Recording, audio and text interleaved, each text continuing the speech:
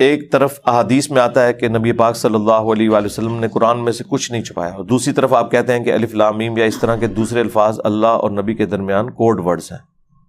تو نبی علیہ السلام نے تو نہیں چھپایا نا، آپ کو بتایا گیا تھا نا الف لام میم، تو آپ نے امت تک پہنچا دیا۔ کس صورت سے پہلے الف لام میم تھا اور نبی علیہ السلام نے امت کو نہیں بتایا؟ اب رہ گیا کہ اس کے معنی کیوں نہیں بتائے؟ اس کے معنوں سے دین اسلام میں نہ کوئی فرق پڑتا ہے، نہ اس کے نکالنے سے کوئی دین اسلام میں فرق پڑتا ہے، اور یہ ذکر بھی قرآن میں موجود ہے۔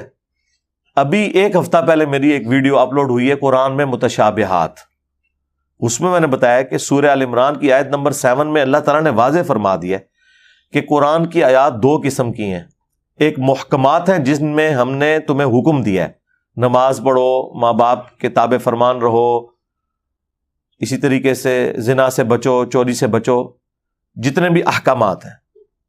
ہن ام الکتاب، وہ کتاب کی ماں ہے اور جڑ ہے اور اصل ہے، انہی پہ تم نے چلنا ہے۔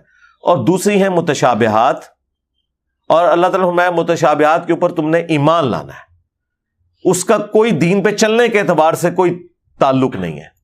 اس میں وہ تمام مثالیں جو اللہ نے آخرت کے اعتبار سے دی ہیں، جنت کے اعتبار سے دی ہیں، جن کا دنیا میں آپ تصور نہیں کر سکتے، جسٹ مثال کے طور پر۔ اسی طریقے سے اللہ تعالیٰ کی کوالٹیز بیان ہوئی ہیں، اللہ کا ہاتھ، اللہ کی آنکھیں، جس کا آپ تصور نہیں کر سکتے، لیس کمثلہ شیء، ان کے بارے میں اللہ نے کہا تم نے ایمان رکھنا ہے۔ انہی میں حروف مقطعات بھی شامل ہیں، تو قرآن کے اندر ہی لکھا ہوا ہے کہ ان کے ساتھ آپ نے کیا کرنا ہے۔